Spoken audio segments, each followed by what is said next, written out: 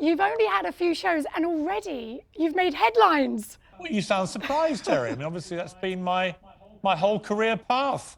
After the first show, you already had a spat with Trump, not so much for the interview, but for how it was promoted. So have you two kissed and made up? You've known him for years. Well, I had to laugh because he was annoyed about a promo because it made it look too exciting. I'm like, I met you on Celebrity Apprentice, President Trump, where you literally did promos like that on me every single night to try and entice the American public to watch. Promos do what they say on the tin. They're supposed to bring in viewers, and it worked. So actually, I think when he calms down, and I'm sure we'll kiss and make up over a nice cup of tea. Have you reached out to him? Is he not taking your calls yet? I actually sent him an email, which I know he's received. And I said, look, when you made me your Celebrity Apprentice, did you do so because I'm a shrinking violet who sits on the fence? Or did you do so because I'm brutally honest and speak my mind, good, bad, and ugly? And I'm hoping that will make him realize that there's nothing personal about this. It was a great interview. So the show is called Piers Morgan Uncensored. When have you ever been censored? It's a good question, because obviously I'm not naturally somebody who likes being censored.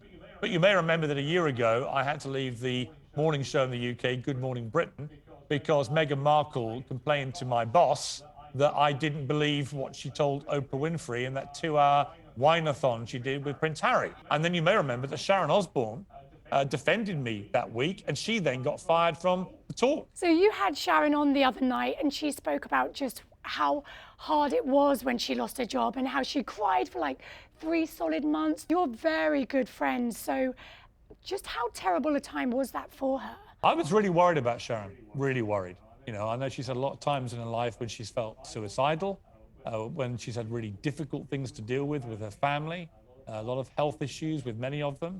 She's going through that now with Ozzy. And, you know, he currently has COVID and she's had to fly back to the States to be with him. How is he doing? How is Ozzy at the moment? There's a lot of concern in the Osbourne family that he comes through okay. He's a tough guy, though, Ozzy. I've known him a long time, and I'm very confident that he will come through. But I'm also confident that Sharon will not leave his side until she's sure he's okay. Is there anything that Prince Harry and Meghan can do to make you actually like them? Meghan and Harry, to me, personify the kind of woke cancel culture mentality, where if you don't do what they tell you to do, if you don't listen to their preaching and act on it, you have to be, in my case, removed from your job for expressing your free speech right to disbelieve them, for example. I think they're hypocrites. I think they constantly preach one thing and do another. So your show is called Uncensored. So we want to get your uncensored opinion on some current headlines. The Johnny Depp and Amber Heard defamation trial. What are you making of this? Honestly, the Depp-Heard trial makes me vomit. It's all horrible. It's a very toxic marriage that went bad. I think they both behaved pretty awfully in that. And it's a classic case of if you're going to wash your dirty linen in public, nobody wins. It doesn't matter who wins these cases. They're both completely tarnished now by the revelations that have come out. And I wanted to ask you about the Will Smith, Chris Rock slap. If somebody did that to you, what would you do? If I was at an awards show and somebody was mocking or, you know, in Will Smith's eyes, humiliating my wife, and she was sitting next to me and was hurt, what would I do? And so I thought the best person to answer that's probably my wife, Celia. And she said she had the same conversation with our daughter and said, you know, I'm afraid Daddy would have done exactly the same thing as Will Smith.